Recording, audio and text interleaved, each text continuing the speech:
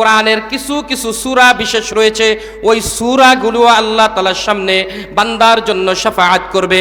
এর মধ্যে অন্যতম একটা সূরা হলো সূরাতুল মুলক। সুবহানাল্লাহ বলেন। তাহলে বলছিলাম এই সূরাতুল মুলক, মুলক শব্দের অর্থ হচ্ছে রাজত্ব। মুলক শব্দের অর্থ কি বলেন? রাজত্ব। আল্লাহ তাআলা এখানে বুঝায় দিলেন এই যে রাজত্বের সূরা, এই সূরাটা পড়লে এত ফজিলত রাসূল কেন বললেন? এই সূরাটা যে ব্যক্তি পড়ে ওই ব্যক্তির হৃদয়টাকে আল্লাহ তাআলার দিকে দাবিত করে দেন কে? আরো জোরে বলেন কে? আপনারা কি আল্লাহর নাম নিতে লজ্জাবোধ করেন?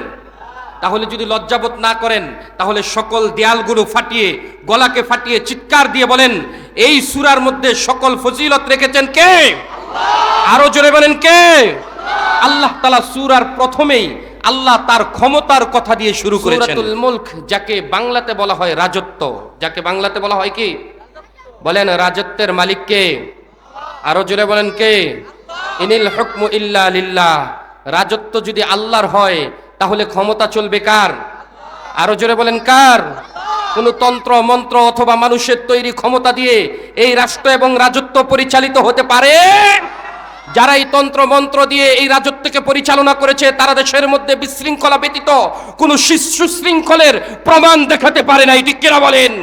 আজও পর্যন্ত আমাদের হাদিস সহ অসংখ্য ভাইরা কবরে রয়েছে আর খুনিরা তারা বাহিরে থাকে এই গণতন্ত্র মন্ত্রকে মেনে নেওয়ার কারণে। ঠিক কিনা বলেন? যদি আল্লাহ তাআলার রাজত্বের মধ্যে আল্লাহ তাআলার আইন প্রতিষ্ঠিত থাকতো তাহলে অলিতে গলিতে চিপা চাপায় কোন জায়গায় অন্যায় অত্যাচার জুলুম ফিতনা হতো। সেই জন্য আজকে আমরা জেনে নিব আল্লাহর রাজত্বের সূরার মধ্যে আল্লাহ তাআলা কি বলেছেন ইনশাআল্লাহ। আমরা একটু আগে সালাত আদায় করেছি, এই সালাতকে বলে সালাতুল ইশা, অর্থাৎ এশারের নামাজ। কিসের নামাজ বলেন তো? আমার সাথে সাথে আপনারা জবান খুলতে পারবেন তো ইনশাআল্লাহ? তাহলে আজকে এই যে সালাত আদায় করেছি কিছুক্ষণ আগে, এই সালাতের নাম হচ্ছে ইশা। সালাতের নাম কি? ইশা, এশারের সালাত। যারা যুবক আছে ভালো করে মুখস্থ করো। অনেক যুবক তো আছে নাম জানে না কিন্তু ওয়াজে আছে, নামাজও পড়ে না, আছে কি নাই? কিন্তু কয়দিন পরেই বিয়ে, মেয়ে পক্ষ থেকে যদি দেখতে আসে জিজ্ঞেস করবে বলো তো নামাজ কয় ওয়াক্ত?